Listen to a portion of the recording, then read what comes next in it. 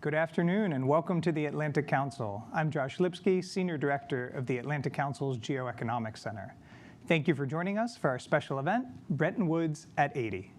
Today, July 1st, marks the 80th anniversary of the opening of the Bretton Woods Conference in New Hampshire, where 44 nations gathered to help rebuild the global economy. It is worth remembering the context for that meeting. D-Day, the invasion of Normandy, had occurred less than 3.5 weeks before the delegates convened at the Mount Washington Hotel. It is often said that the Bretton Woods institutions, the IMF and the World Bank, were created in the ashes of World War II.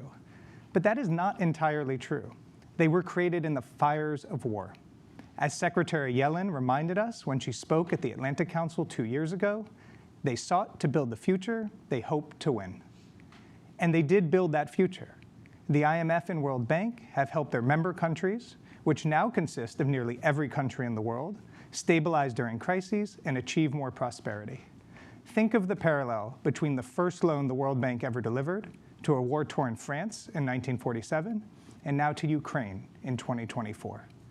These institutions have fostered international economic cooperation, which was their founding mission. Speaking on this day, 80 years ago, then U.S. Treasury Secretary Henry Morgenthau said, "We know that economic conflict must develop when nations endeavor separately to deal with economic ills which are international in scope." That's the history. What about the future? We know these institutions will need to adapt once more to remain fit for purpose in the decades ahead.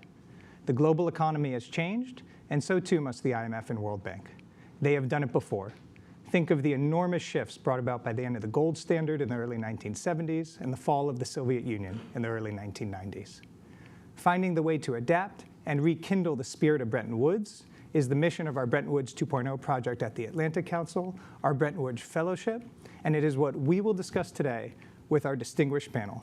So it is my pleasure to introduce Axel von Trotzenberg, Senior Managing Director at the World Bank, Atish Rex-Ghosh, the IMF's historian and Deputy Director in the Strategy, Policy, and Review Department at the IMF, Assistant Secretary Alexia Latour-II, U.S. Assistant Secretary for International Trade and Development at the Department of Treasury, and Creon Butler, Director of Global Economy and Finance at Chatham House, and former Sous Sherpa for the G7 and G20. Axel, Rex, Alexia, Creon, thank you for being here today to mark this special event with us. Axel, I want to start with you. Take us back a little bit to the vision of the World Bank in 1944 when those delegates convened and how, from your perspective, it's evolved over time. Well, it is, I'm very happy that we are celebrating this because there's a lot to celebrate and a lot to look into the future. I think that the July meetings on 1944 were also marked by a discussion of the strategic direction of the World Bank.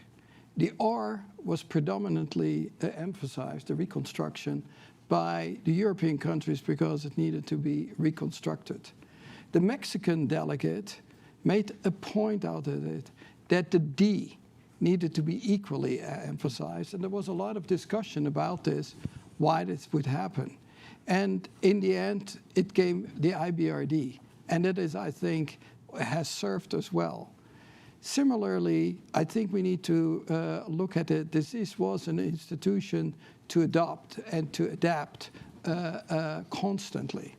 It is, among the MDBs, the only truly global institution that now has 189 member states. No other MDB has done it. We have actually changed over time from reconstruction to development, and unfortunately often again to reconstruction back, and embraced maybe the C word, climate change. And so maybe it should be now RDC. Just provoke you for the future. But it is, what is very important is that if you compare to any of the MDBs, the World Bank, and I would argue probably also the IMF, has adopted in the membership and the shareholding. When we started out in 1946, the US and the UK had 52% of the voting shares. They have now 20%. There is no MDB that has seen this type of adjustment of the major shareholders. And particularly even the most recent one, there is no change in shareholding when new members are coming in. That is a strength of it. At the same time, we have also, as the only one, embraced new institutions because there were new needs. From the IFC to recognize that the private sector needed to come in, to 1960 IDA, largely because of India and Cold War. Then came MIGA and ICSID. And I think that has benefited enormously to deal with the complexity of the issues at the time, and also to keep adjusting in this. And the adjustments are necessary because the challenges are great. But let's also not forget what we have achieved. We have only IBRD IDA, I calculated that. We provided $1.5 trillion in today's prices to the world community. And let's not forget, we were in the forefront also in fighting poverty. At the end 50s, over 60% of the world population were in extreme poverty. Today, it is less than 9%. It's still too many, because we would like to have it down. But you cannot deny there has been tremendous progress. And that is what I think multilateral organizations can do, provided they adjust, provided they understand the challenge of the time, and then respond effectively. Axel, thank you. And I think what you said underscores an important point. We have talked a lot in the US and the G7 in the past few years about economic statecraft when it comes to sanctions and coercive economic diplomacy. But we at the Geoeconomics Center, my colleague Kim Donovan and Nicole Golden, have led what we call positive economic statecraft. I mean, this is really the core of the Bretton Woods system, development and lending and reconstruction and aid, and why countries want to be part of a system that the US and the UK and others have built together. So I appreciate you highlighting those numbers. Rex, let me turn to you on the other side of 19th Street. Indeed. From the IMF's perspective, take us back. You're the IMF's historian. Keynes comes into the conference. What does he think the IMF should be? What does it become at the end of the conference? And then how is it different from the vision today? Well, thank you very much first for inviting me to this. And I would also say that the fund, we very much appreciate the work of the Atlantic Council. This is indeed the 80th anniversary, and it's going to be a period of reflection within the fund. And in fact, just today, President Banga and Managing Director Georgieva announced the appointment of 3 eminent persons, Patrick Achi, Sri Mulyani of Indonesia, and Mark Malloch-Brown, to help us think through the future and kind of how the institutions should position themselves for the evolving future. So this is the start of a process of reform and reflection, but it'll be one which is grounded in history. And so thank you for the question. So let's think back to what Keynes wanted and what happened at the fund and how it evolved. So Keynes had 3 really important ideas for the international monetary system, for the IMF. The first was that it would essentially be a supranational central bank that could issue its own reserve asset, which was called Bancor. Now, we didn't get that at Bretton Woods. He wanted assurances about the availability of fund resources to member countries. And he didn't really get that because there was already some thinking about conditionality. And the third thing he wanted was some kind of penalties for surplus countries in order to achieve a more equitable burden of adjustment between surplus and deficit countries, which had been a big part of the problem in the 30s. So he got none of those. Okay. However, over time, the fund, like the bank, adapted to the membership's needs. So we didn't get Bancor in 1944, but we got the SDR in 1967, which is exactly the same concept as Bancor. We didn't get full assurances of the availability of fund resources when the fund first started lending actually France was the first country to draw. It was in the form of what we call outright purchases. So the member country would request fund resources, depending on its need, and the board would make a decision whether to approve the drawing or not. So the member had no assurances that the resources would be available ex ante. Conversely, the fund had no assurances that the member would actually adopt any adjustment policies. Okay. So one of the first big innovations was the creation of the standby arrangement and all financing arrangements, which gives the assurance to the member that as long as it meets the conditionality, the resources will be available should a balance of payments need arise. And it gives the assurance to the fund that the appropriate adjustment policies will be implemented. So that was one of the big innovations, and it kind of met a part of what Keynes wanted. The third on the sort of equitable burden of adjustment, which was rejected by the US, which was the balance of payment surplus country at the time, and has ever since struggled to get surplus countries to adjust their exchange rates. Germany, Japan in the 70s, 80s, China more recently. But that's where IMF exchange rate surveillance comes in, as well as, so it's a more cooperative approach to resolving these tensions, and also a more analytic approach with things like the IMF's reserve adequacy metric and so forth. So I think that 8 years later, or over the following 8 years, Keynes got all he wanted, and in fact got much more than was envisaged at Bretton Woods. We can talk a bit more in subsequent discussion. But I would say that the real achievement at Bretton Woods was to set up, by Article 1.1 of the IMS articles, a permanent institution to foster international monetary cooperation. And I think the fund and the bank has really lived up to that vision. Thank you, Rex. So it's a good lesson in patience needed in international economic multilateralism. We always look at these statements out of G20s and communiques, but the seeds laid can take decades, if not more, to develop. Alexia, let me turn to you. I said at the beginning, we're in this moment of major disruption and trying to draw the parallels between now and the post-war era. We are at an inflection point, as the president has said, conflict across several continents ongoing, a shifting global economy across multiple fronts, climate change, as Axel raised.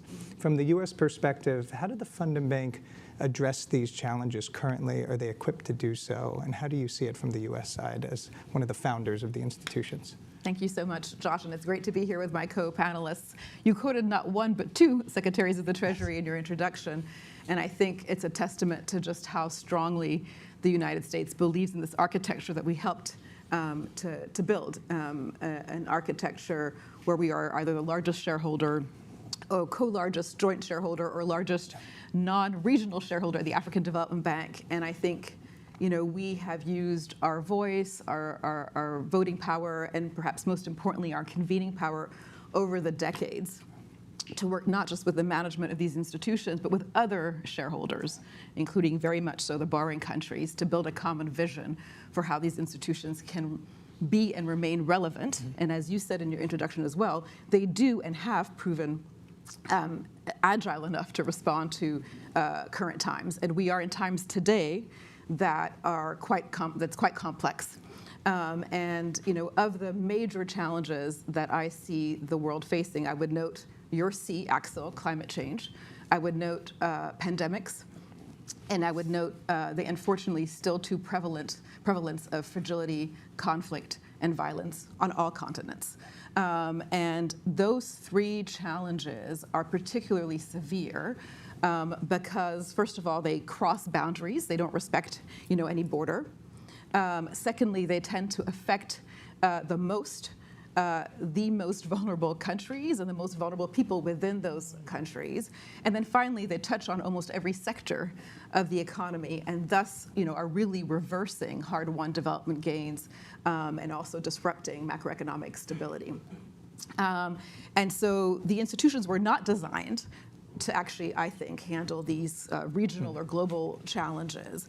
And so we think it is, of the utmost importance to help the institutions yet again evolve. And that's why Secretary Yellen here as well made a very strong call for the multilateral development banks to evolve their vision, their incentive structures, their operating model, and their financial sort of firepower and capacity to be able to help countries tackle these regional and global challenges that have very local and deep impacts on real communities and people. And so what we've seen is the World Bank really respond to this call, which is a call that many, many other shareholders joined the United States. I would say shareholders, think tanks, civil society, academics sort of joined joined this call. And the World Bank has really stepped up. We have seen the World Bank issue a new vision statement that talks about, yes, reducing poverty and boosting shared prosperity on a livable planet, which means a planet not just where climate and economy can sort of work together, but also that's peaceful.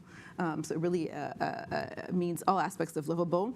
We've seen the institutions as a whole, the MDBs as a whole, really innovate in terms of their financial instruments to boost their financial capacity by billions of dollars.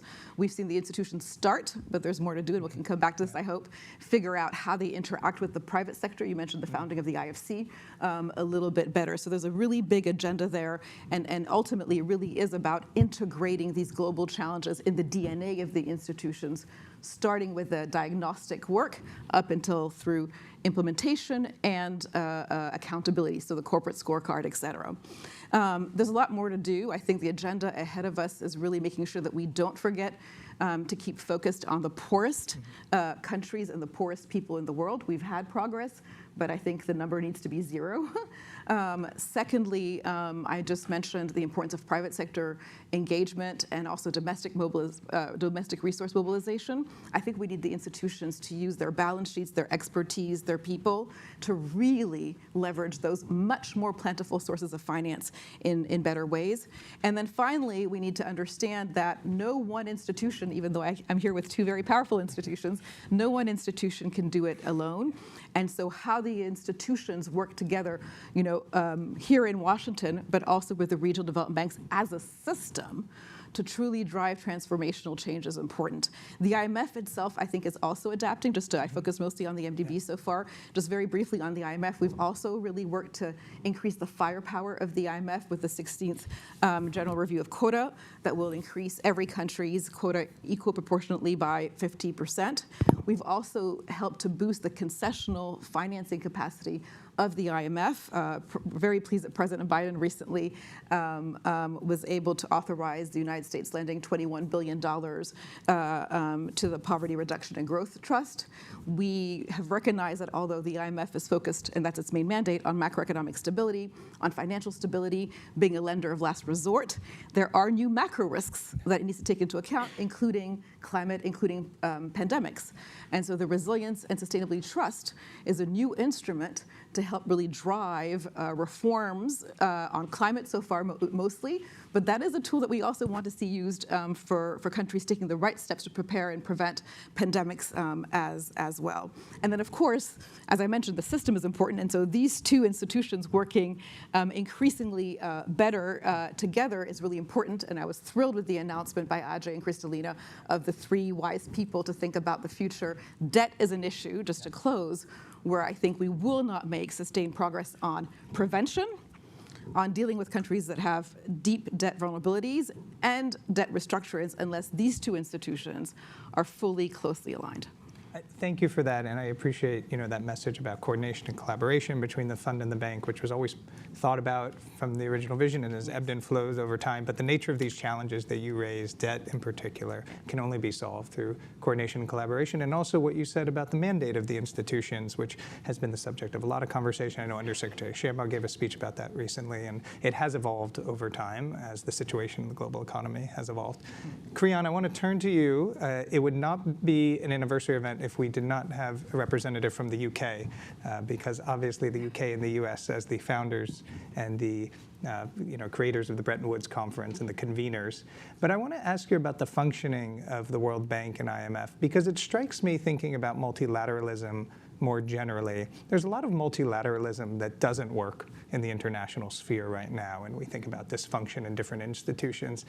Well, for all the issues that the World Bank and the IMF have, and no institution is perfect, they operate, they lend money, they help countries in crisis, their balance of payments, they fulfill those missions. There's money being sent every day in programs every day. And I'm wondering from your perspective, Creon, what's different? What's different about the Bretton Woods institutions than some of the other international multilateral organizations we have across the world? Well, Josh, thank you very much for inviting me and for having somebody from the UK. Though I should emphasise, although I used to work in the UK government, I don't represent their views now. So these are my personal views rather than an official position. But going to your central point, I think it is true that as geopolitical conflict has increased, the fund and the bank have managed to continue a very large part of their activities, and in a sense the system still works. I think one of the key reasons for that is that the main shareholders, participants, have not done anything which undermines or conflicts with the fundamental principles underlying the two institutions. By contrast, if you look at the UN system, you can see Russia's attack on Ukraine fundamentally undermines one of the key principles of the UN Charter, and Russia is a key and leading player in the UN system by dint of its veto and its nuclear arsenal and so forth. So in that sense, that is not really surprising in a way that the UN has suffered much more from the geopolitical tension than in the case of the IMF and the World Bank, where the key and leading members continue to support their functions. If you contrast the bank and the funds with the WTO, for example, where I think you could argue that leading members have done a lot more to undermine some of the core principles, and I would say this is both in relation to China and to some extent the US, the WTO is struggling much more to continue its role. If I may just come to the sort of questions I think you were going to get into about future reform and future ideas about the development of the system, I think the first thing I would say is that the underlying international legal structure for the fund and the bank is very precious, and the fact that it's widely recognized is very important. So when you're looking at future reforms, I think it's very important that we build on that structure rather than, if you like, sort of throw it all up in the air and trying to start again, because in today's world, we're not going to be able to start again. So in a way, when we're looking at those future developments, we should take that into account. I think a second thing that it's important to keep in mind is that while the bank and the fund are still very much central in the international financial architecture, there are many other parts of the system now. There's the Financial Stability Board, there's the Financial Action Task Force. It's a very complicated set of institutions, and there are many things going on outside these two institutions. So when we're thinking about how the system needs to evolve, we need to think about how these two institutions interact with others. And I think also it's not the case that if you like, for every institution, you'll want necessarily to have the same response. So from my point of view, for example, it's very important the fund remains a universal institution. I mean, that's the only way it can perform its kind of key roles in maintaining financial stability and macroeconomic stability.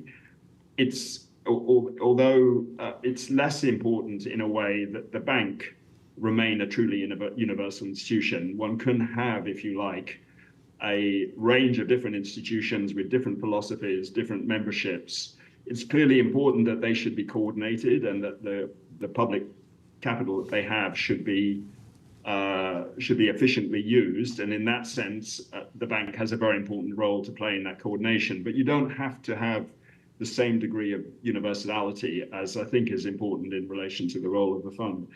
I think the final point I would just make is we do need to think about how these two institutions fit together. So the RST was mentioned, but this is the case of a fund getting into 20-year lending, which arguably is really the role of the bank or the MDBs. Now, there may be good reasons for that. partly because of where the resources came from in terms of SDRs, possibly also in terms of the role that the RST is playing in terms of maintaining resilience. But I do think we need to be very careful in any future reforms to ensure that these institutions have clear and definable roles. Otherwise, the system will become much harder to manage and much harder for it to perform its key functions. Thank you. Creon, thank you. And Axel, let me turn to you on that universality point that Creon made, because I see that as one of the hallmarks of both the fund and the bank, and why it's effective and has the legitimacy it does. But I'm curious for your response from where you sit. And then a second question is about some of the reports that came out in the G20. This was India's G20 before Brazil's G20. I think the recommendation made was spending on sustainable infrastructure in developing economies has to expand fourfold by 2030. So we're essentially 5 years away from that benchmark. Is it feasible to hit it? So 2 questions for you. So on universality, I would make a very passionate plea for this.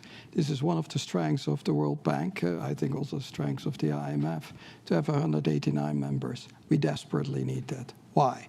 I think, as actually Alexia just explained, when you have a COVID, it's a global issue. It's not, for a couple of things. Climate change is a global challenge. So you need the entire world community engaged. We should not start saying we're compartmentalizing this.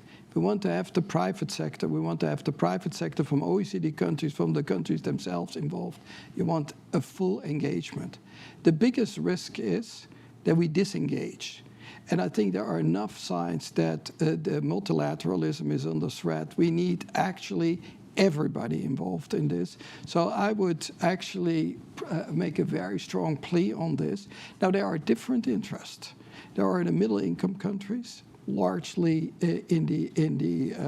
represented in the IBRD, also in IFC and MIGA. But I think, particularly for the low-income countries, we need total international solidarity. And that's still missing, because it's still, if you wish, traditionally a G7 game where cumulatively 73% of all the contributions came from the G7, and actually from the US and the UK and Japan. They are representing almost 50% of the total contributions. Our plea is to have a much broader solidarity notion than that it is limited to a couple of it. So that is what is important to keep in mind. Now, on what the G20, the report, did was, I think, just pointing out how much needs to be done. And I think that this is a discussion that is difficult because there's fiscal constraints, there are political issues, there are geopolitical tensions. So it is a bit pushed aside. But it is a stark reminder that we need the strongest possible multilateral system. I would argue the strongest possible Bretton Woods. This is not only the bank, but the bank group as well as the IMF. And I think we need to be more ambitious. I think there will be disagreements on that. But if we want to tackle climate change, just keep in mind, the carbon budget available to stay within 1.5 degrees is 200 gigatons. This is basically for 5 years. So this is the dramatic part, and therefore you need this. So I think I understand that there are problems, and everybody needs to do more. You mentioned what you need to do for balance sheet optimization. How do you get private sector? How do you get the guarantees? All those things are necessary. There is still a delta missing. And that delta we cannot walk away from. I appreciate your call for ambition because, as I said at the beginning, we're trying to rekindle some of the spirit of Bretton Woods. And whatever Bretton Woods was, it was certainly ambitious. And it was a leap of faith on many countries' parts to even agree to be there, and then let alone to commit to the agreement in the first place. So that's well noted. Rex, let me talk to you about ambition, because we've talked about a lot of challenges for both the bank and the fund. Is the fund well-resourced enough to achieve those? And then how do you respond to some of the pushback that's been raised when it comes to the fund's mandate? We've talked about how the fund's mandate expand, new issues that are macro-critical, and then there's a pushback sometimes if this is not core fund is sometimes how it's explained. How do you see that? Well, that's as you say, we hear these comments. I think it's worth, again, taking a historical perspective. So in the 1960s, our executive board made very clear to the staff that we are not to get into fiscal issues. Okay, this might surprise many people, but they were very clear. Then they said, well, okay, below the line monetary financing of the budget, okay, you can have some conditionality on that, right? And then, of course, countries started being able to issue bonds, and then the board said, well, okay, the overall deficit, you can look at that either in surveillance or in conditionality. Then, we had the Asian crisis, and financial sector suddenly became core, right? We had the rise of private capital flows. So, the fund is about stability, okay? Both external stability and domestic stability. And kind of what is the source of the instability is not important. What's important is that we keep an eye on those various sources and evolving sources of instability. So I don't think of things like climate change adaptation, surveillance over that, or even the RSD as a separate issue. Okay, it is core to our mandate for maintaining stability. And so we have to do whatever we need to do to help countries address these macro challenges, often in collaboration with other institutions, obviously the World Bank, most notably, but also MDBs, OECD, on WHO, on pandemic preparedness, and so forth. So I don't see this as really something separate. It is a newer challenge, but it's a tradition of trying to deal with whatever the source of macro instability is hitting our member countries. Thank you. I appreciate the way you explained that. I think that's a really helpful resetting of some of the conversation we have around these issues and an important reminder about the history of the fund. And I was surprised by what you said about the 1960s, because often the line about the fund, as you know, IMF, it's mostly fiscal. So that was a nice contrast to that line. Alexei, let me turn to you on other institutions and the MDBs. You raised this in your first answer, but certainly this is a change in the nature of the international financial architecture compared to 30, 40 years ago, the rise of these MDB networks. How does the U.S., how does Treasury see an effective situation where the MDBs are working with the World Bank in particular to amplify and complement each other? No, thanks for that question. And can I just quickly react to something that Rex said? If you speak to a finance minister, you speak to a prime minister or president, they don't compartmentalize how they speak. Right.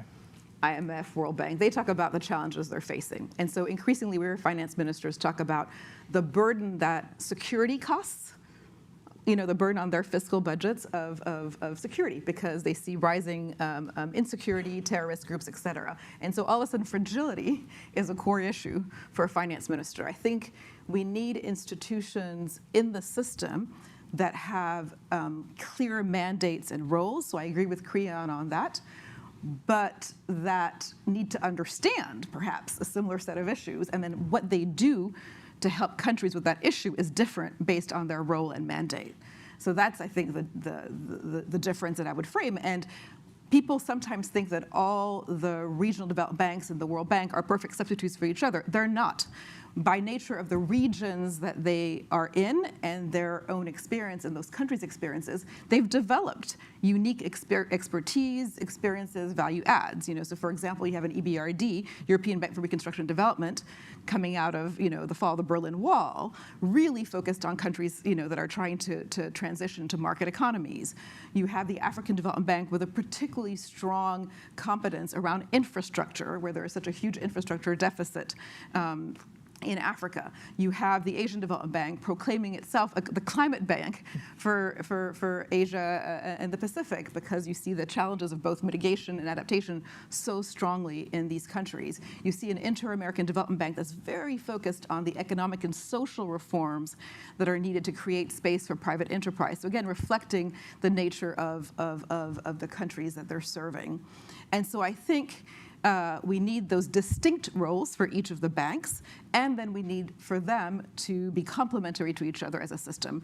And let me just share a couple of areas where I think there is an imperative for them to try and do more as a system.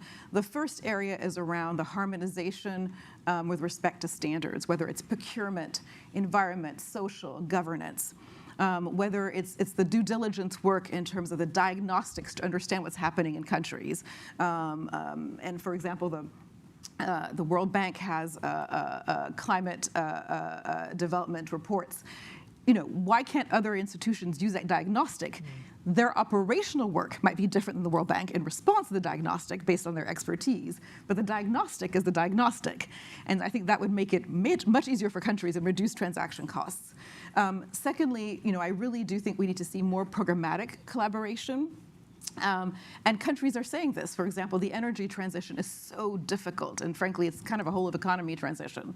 So to truly help countries in a faster, scaled-up way, we have models of country platforms.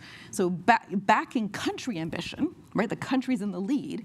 Can we have all the different sources of financing from the different development banks, but also the private sector, actually aligning around the country ambition, aligning around what the policy environment is that the country needs, and the financing flows.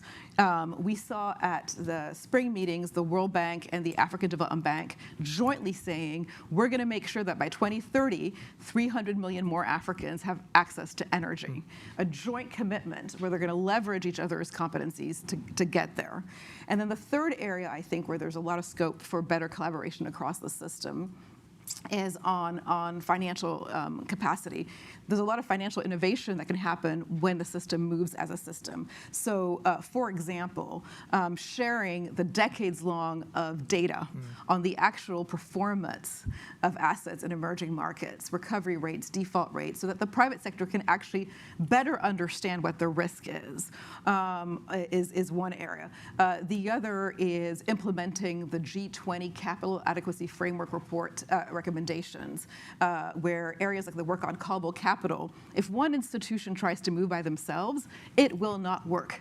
You need the system to say, hey, is there a way to give more value to callable capital in our capital adequacy frameworks? And then finally, and you referred to our Undersecretary Jay Shamba's speech in April, Josh, where he was really focusing on the subset of countries that are facing debt vulnerabilities, where debt repayment is crowding out really important investments in key development sectors, in climate, but they are not in debt distress. And we don't want them to go into debt distress. And so how can the entire system step up for them? And our belief is that we actually have all the tools. The issue is the tools stepping up in a sequenced way at the right time with enough scale for those countries, right? And if that happens, I think we can really be there for countries in the way we need to be. If one institution steps up, it may not be enough because they don't have the scale of financing or just the broad toolkit that country may need to avoid falling off the cliff in debt distress. And that is part of the agenda ahead of us. But the tools exist from your perspective. They just have to be leveraged differently. I think you can strengthen the tools. Yeah. There's always need for innovation. So I think I think we will continue to innovate. But I think it's not like there's a blank page. And I think Creon said we need to build on what we have, not start from zero. And we got criticized at Treasury for using the word evolution, to be frank with you. But it was actually purposeful. Because we thought we needed to build, strengthen with great speed and urgency, not destroy. Yeah, and that's, as we talked about, I mean, that's true to the tradition of these institutions. They have not been frozen in time. I appreciate what you said about diagnostic, because one thing I always notice about both the World Bank and the IMF, when they speak, countries listen, finance ministers listen, central bank governors listen. That is hard-won credibility and actually rare anywhere in the world to have institutions. And then when they speak together, it is almost impossible to ignore that from a finance minister's perspective, from development, a trade minister's perspective. So that's not something to value lightly, and I think can be further strengthened. Creon, let me turn to you, and we're going to get to audience questions. I have a lot coming in already. For those watching online, you can use askac.org, and I'll get to as many as I can in the limited time we have left. But we talked about the change in membership from 44 in 1944 to 189, 190. It's 190 at the fund, 189 at the bank, right? Is that, The bank. Yeah. In Idaho, that's 74. Yeah. So. But near global is the bottom line. Yeah. But of course, Creon, what comes along with that is a question about representation and membership and how countries' voices are reflected in these institutions. And so how can they be more representative? This is not a new conversation. This is a conversation that is almost as old as the institutions themselves. But I think has become increasingly pressing with the rise of several emerging markets. We see India took this on in their G20. Brazil is taking this on in their G20. South Africa has the G20 next. I would imagine they continue. So what actually needs to happen if there's going to be some kind of change here? Yeah, it's a really crucial question, and I think in a way there may be different answers for different institutions.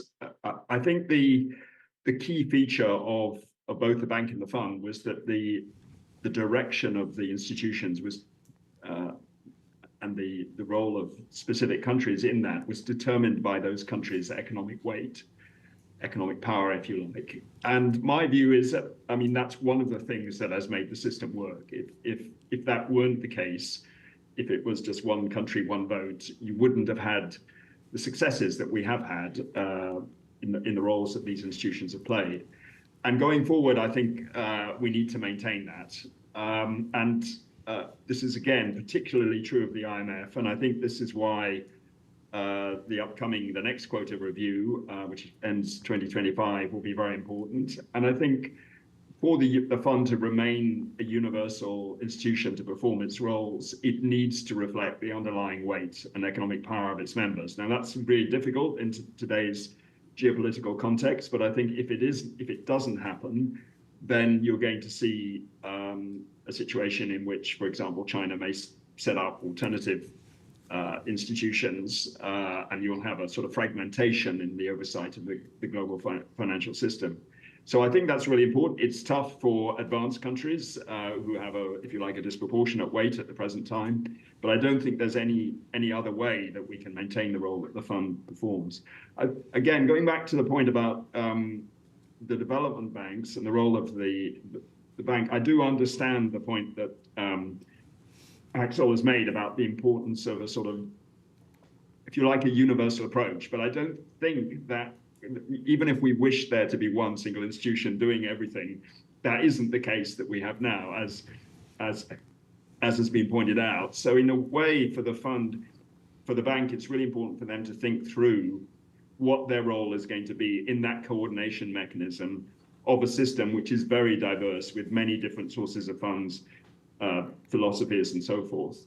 And I think that is something that hasn't been thought through yet. I'm not sure it's the if you like, the reaction of the bank necessarily to say, okay, it's okay, we'll let institution Y do this rather than that we do it.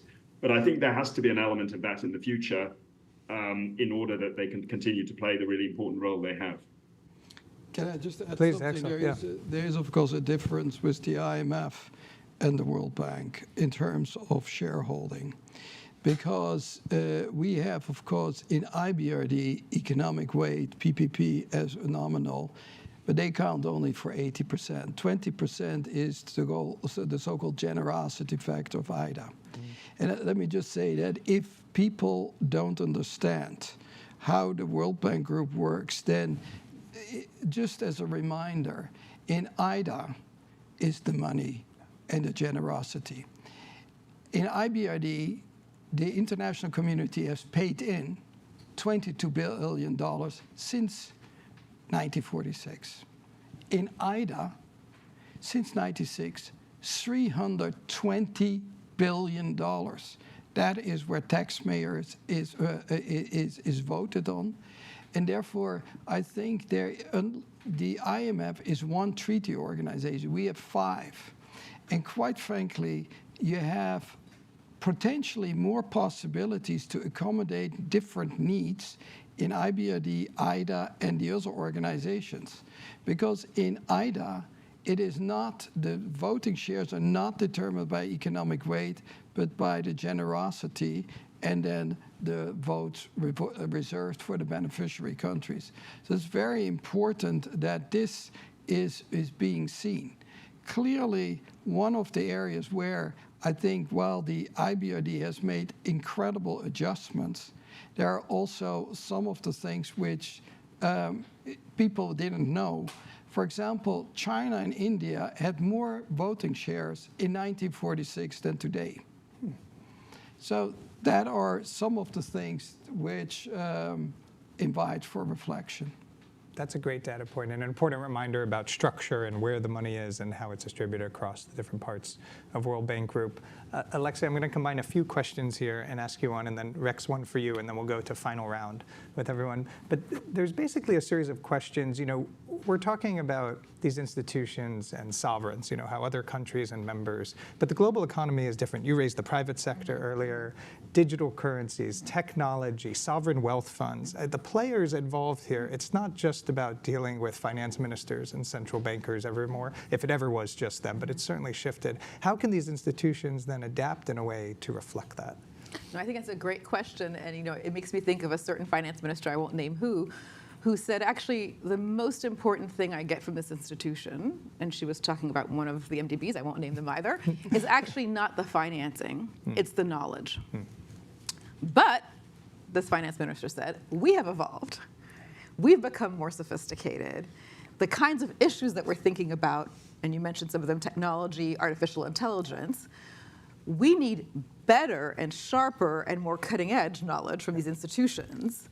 And when we get that, that is worth more than financing, but we need to make sure that they themselves are keeping pace. Yeah. So that's, I think, a way to also respond to, we talk a lot about financing volumes, but to really also respond to what countries are asking for. Now, there's a differentiation. You talked about middle-income countries, you know, the very poorest countries.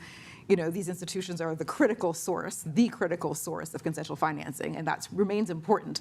But if you look at the spectrum of countries these institutions serve, you know, I do think that what will make a difference as countries, you know, sort of go up on the income level is less the financing and more the knowledge, the know-how, the experience of what they do in other countries by virtue of being regional or global.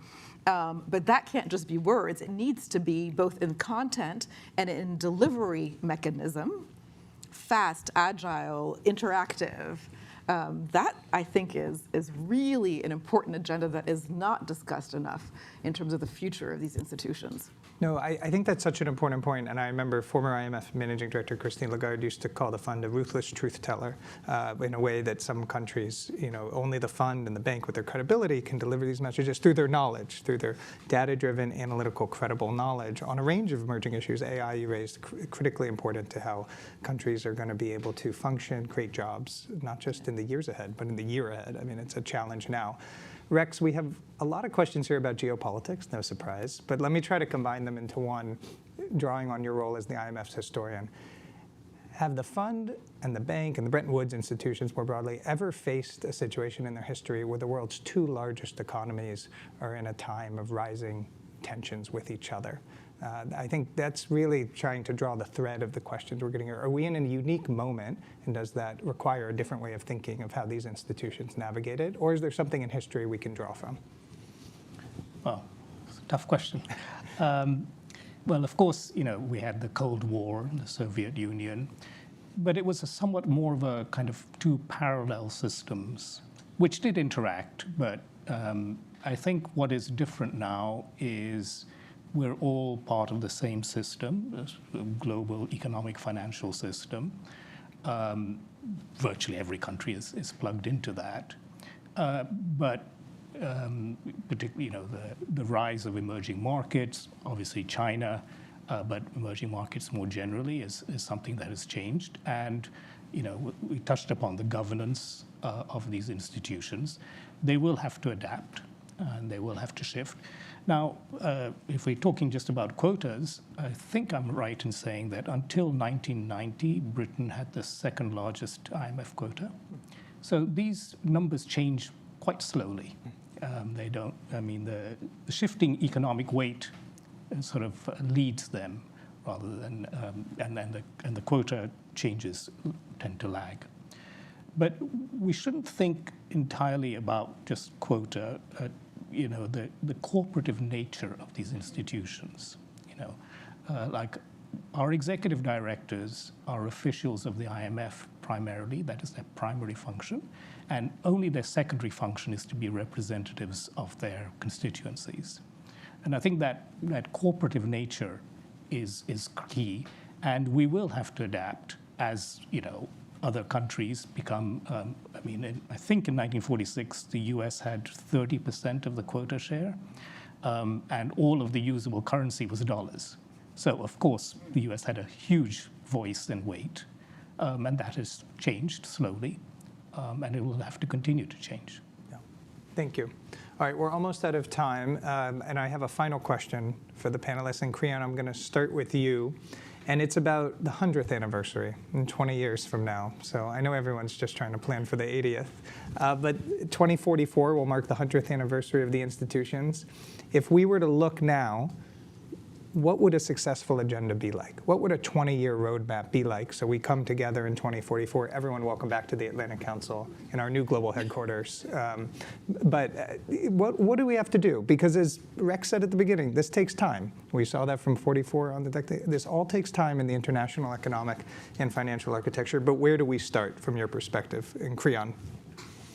So, in a way, if we jump forward 20 years and look back at the two institutions, what would one want to see? I think in the case of the IMF, and this kind of follows on the comments I've been making, I would very much like to see the fund still at the heart of the global financial safety net. Agreed. Yeah. And I think within that, in order to perform that role, I think there is an argument internally to look at its analysis functions and its operational functions, and not in a sense to split them up, but to make sure that they are sufficiently separate that the analysis functions retain and in a sense strengthen their authority, and that the operational functions are framed and developed on the basis of the best evidence possible, both from within the fund and externally.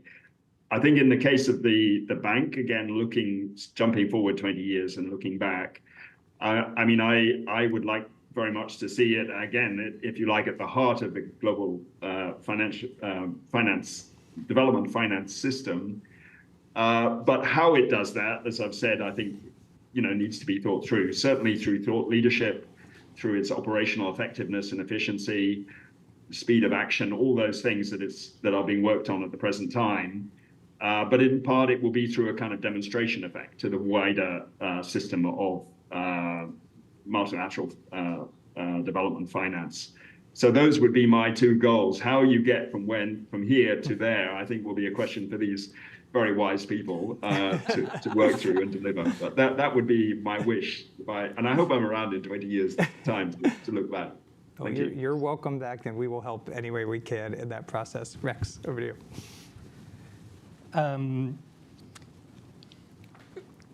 I think that,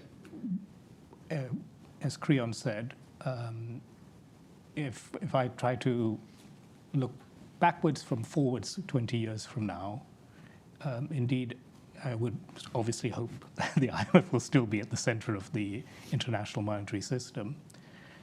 I would mention one thing that, a few years ago, some of the euro area countries experienced a crisis, and it was the first time some advanced economies came back to the fund for borrowing.